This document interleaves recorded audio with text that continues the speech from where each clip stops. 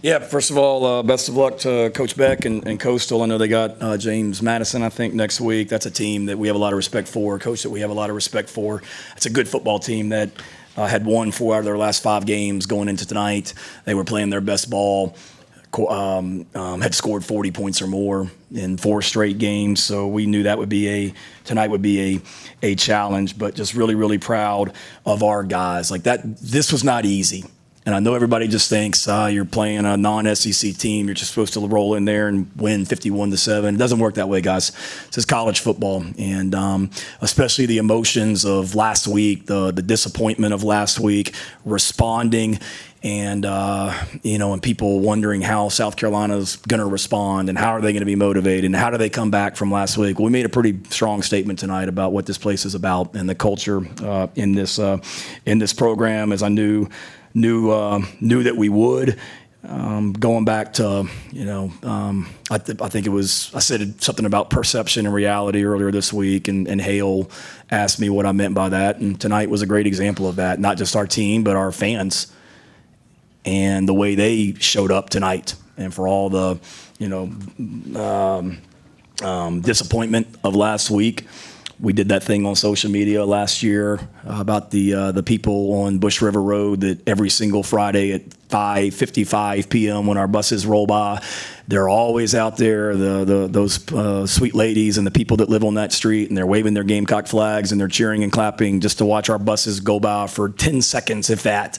And sure as heck, they were there last night, just like we knew we would be. And then we showed up today for Gamecock Walk, and that thing was awesome with our fans, and I knew it would be. And then to walk out into Williams-Brice Stadium for another awesome environment, and how loud it was and the energy that our fans had in that stadium, it's another example of why this place is so special. It's another example of why we have the greatest fan base in America. So thanks to them, and that's what's real.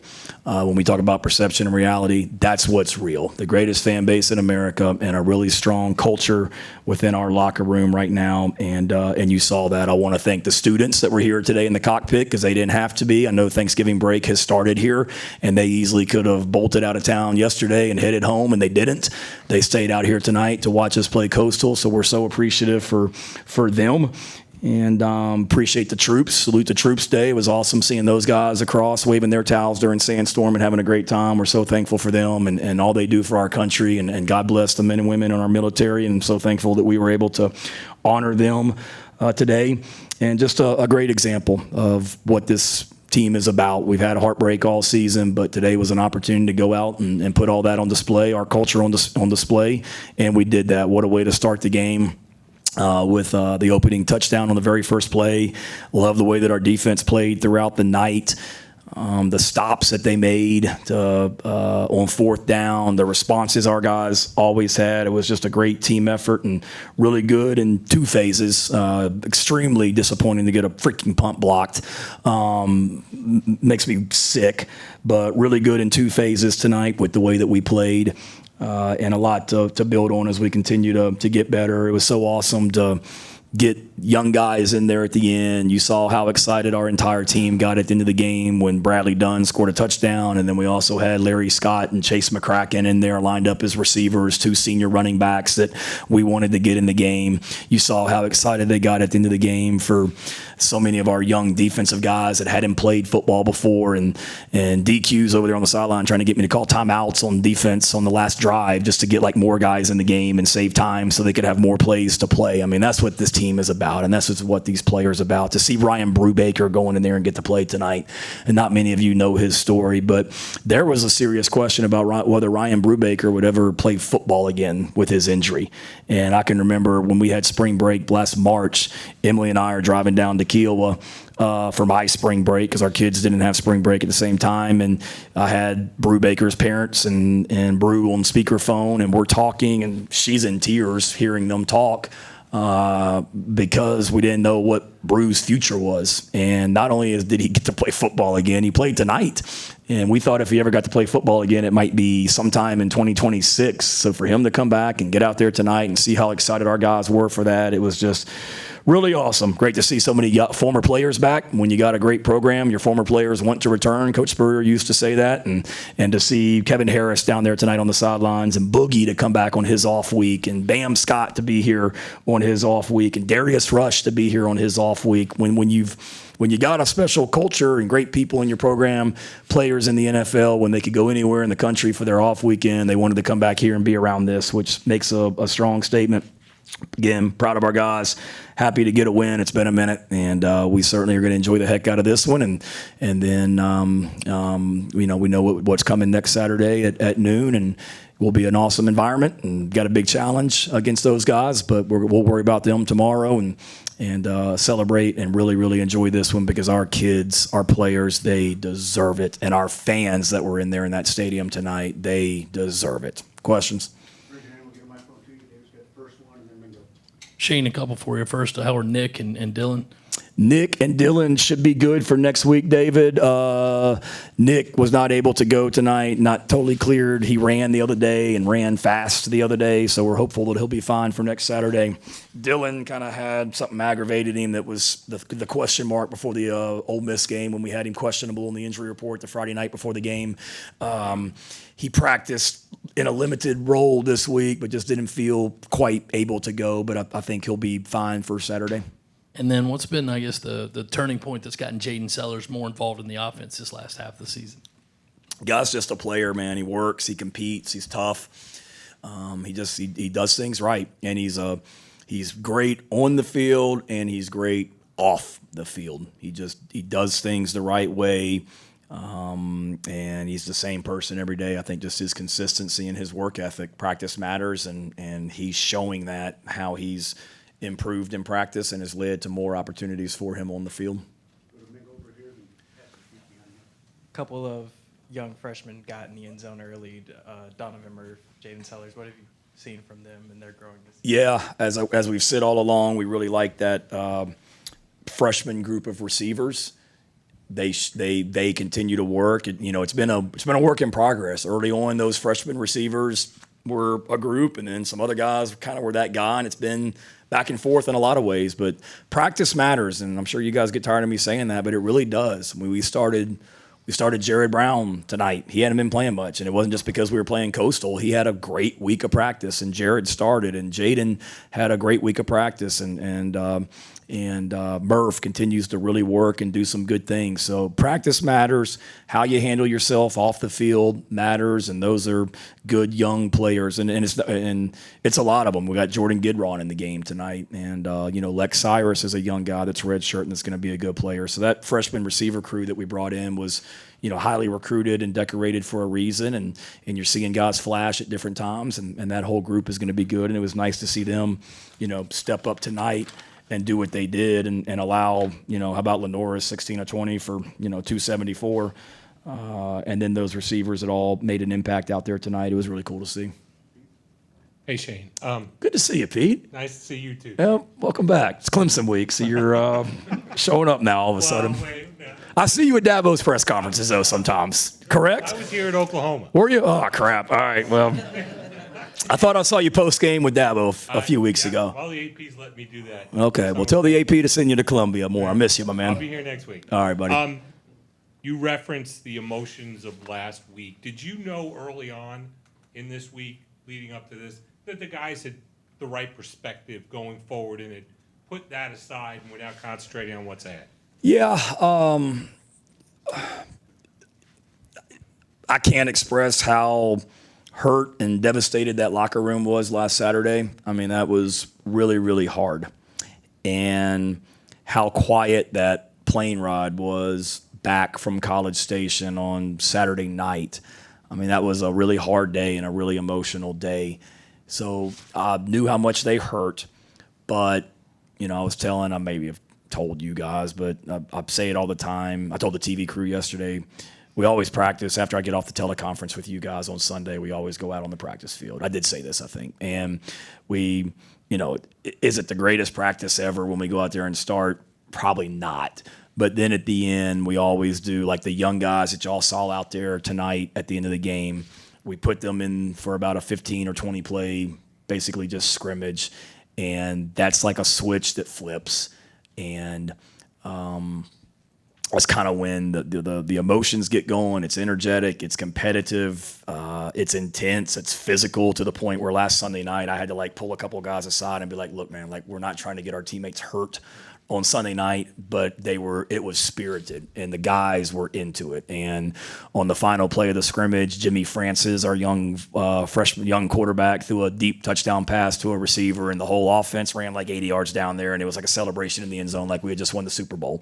And I walked off the field saying, all right, we're going to be okay. And I feel that way every Sunday when we come off the practice field. And if we didn't, I'd be concerned, but you know how they're going to respond. And then the way we practice this week, still though, but you're worried because Coastal's got a good football team that can score points, and they do enough on special teams, as we saw with the freaking block punt, to create some problems. And they try to throw a double pass on us. They do things like that where they can junk it up enough and score some points where all of a sudden you're in a dogfight. And it wasn't lost on me, Pete. We were in a dogfight with Old Dominion last year, same conference. We were in a dogfight with Georgia State back in 2022. We blocked 2 punts for touchdowns, thankfully, that night. But Jacksonville State, we've had some games in the last 3-4 years that we didn't always go out and dominate like we did tonight. And that's what excites me, is the way that our guys went out there and dominated tonight. Hey, Coach. So you guys had a bulk of success tonight, kind of getting guys out in space, whether it be screens, jets, whatever it may be. What was it that you saw in the Coastal Carolina defense that you kind of thought was going to be the plan for success? Well, they present problems with the way their structure of defense, with their, whatever you want to call it, 3-3-5 type thing. It's a little bit different than what we see. We saw it a lot when I was at Oklahoma in the Big 12, and it's a pain. But we really liked our matchup with just our players in space, getting the ball out of Lenoris's hands and making them tackle our guys in space. That would be one thing. And then a lot of those were RPOs that, we pulled and then kicked the ball out there on the perimeter on some of those too. But I wouldn't say it was any just one thing as much as it is they present some problems defensively. We wanted to get north-south and run the ball on them, but we also wanted to get the ball out of Lenoris's hands, get it out in space, and make them tackle our receivers. We had I think they had a couple defensive backs that were out with injuries tonight, so we had a size advantage at the tight end position and the receiver position, and those guys did a really nice job blocking on the perimeter too. I've got two for you. So what happened on the block punt? Just for some reason decided not to block somebody. I wish I had a better answer for you. It was a look that we worked in practice Wednesday and Thursday in practice, and we had a couple older guys that just didn't execute. So I wish I had a better answer for you. But when they don't execute, that goes back on us as coaches, that in that moment we didn't execute, and we got to be better. Yeah. Then Travian was obviously back in the team and up in the box tonight. What can you share about that? Yeah, it was awesome. He had been out at practice a little bit more this week, actually on the field, where he was able to stand. And then I guess it was Thursday or Friday, George Wynn, our director of operations, he came in my office and said something about, do you realize that, Travian's planning on being at the game on Saturday and in the box? And I'm like, no, I didn't. Has he been cleared medically to do that? And he had been, and he wanted to be there. So it was really cool. You talk about, it's been an emotional year, guys. Y'all, let's be real. Whether it be from, the heartbreaking losses to your defensive line coaches in a car crash and almost dies in August, till we've had some coaches that have lost family members recently. And we had a coach that lost his dad during the Ole Miss game. So, it's been an emotional year in a lot of ways. So to be able to see Travian be back out there tonight, be at the hotel with us for pregame meal today, go through Gamecock Walk, and then be on the headphones tonight, and then in the locker room after the game celebrating was pretty cool. We've missed him because our defense pitched a shutout tonight, so clearly wish he'd been here before now. Two things. One, what do you call the Brady Hunt tush push? Not sure if I'm allowed to tell you that. It's not the tush push, but for the record, the punt that we tried to block against them, we did call that tush push tonight because we had somebody that was literally behind Bo Brown trying to push him through the shield. So that was tush push. So it's one of those that I can tell you, but I'd have to kill you type thing because we ran it a lot tonight. I think we ran it like 3 times, and we may try it again next week too. How would you grade the play calling of Mike Furry through 2 games? Really good. 51 points and 579 yards of offense tonight. Last week against A&M, obviously we did some really good things. There were some drives there, and I didn't like the way that we finished the first half. You know, outside of that deep ball we hit in the 2-minute drive to get us in field goal range, the drive before stunk. I think we went 3 and out, and then that drive was not very good outside the explosive pass that we hit and whatnot. So I didn't like the way that we finished, not necessarily play calling. I just didn't like the way that we finished it. But I think Mike and that whole offensive staff has done a really nice job of just being creative, having some fun. I mean, we put a lot of stuff on tape tonight, formation-wise, and guys have fun with it. We had some stuff that we didn't run tonight that we'll save for next week that our guys get creative with, and we let them name some of it, which is scary, but they're just having fun with it, and guys are playing with confidence, and Lindorus is doing a nice job. I mean, he did a really nice job tonight of managing things too, I felt like. Speaking of Coach Furry, like earlier in the week, he talked about like in that second half of the Texas A&M game, a lot of it was execution based. How would you kind of grade how your offense was able to execute a lot of what the game plan was? I thought really good. You know, certainly some plays that we'd like to have back. There were a couple, you know, passing game wise, run game wise that weren't quite exactly how we wanted to do it, but that's going to happen in a game. But overall, I thought we did a nice job. We gave them some unusual formations and had to make them adjust to some things. And for the most part, I thought our guys did a nice job of executing. And that was a key for us tonight. Offense, defense, and special teams was just doing your job and executing, because it's true. I mean, we lost that game last week. You give A&M credit, but we lost that game last week because we did not execute well in the second half. Just simply doing our jobs on certain plays, and again, that falls back on me. So that was a big point this week of just don't try and do too much. Just go out there and do your job and execute, and we did for the most part. What was kind of the process and the conversation that led to you guys going with Brady as your sneak guy? And is he maybe the most experienced guy in your roster in terms of taking snaps under center? I wouldn't say most experienced, but he was a high school quarterback. He's smart. He's a really good football player. He is, you know, he makes all the calls on our punt team and can handle things on the punt team for sure. He's just a smart, heady guy. If you guys remember last year against Kentucky, we had a 4th and 1 where we put him under center against Kentucky. It was about the 45-yard line over on the right hash near our bench, and we had him under center, and I think they jumped off sides on the play, maybe Kentucky did or something like that. But it wasn't the first time we've had him like in an under center position. So I think it's more just high school quarterback, smart, tough, good football player, great athlete. Coach, we'll let you go.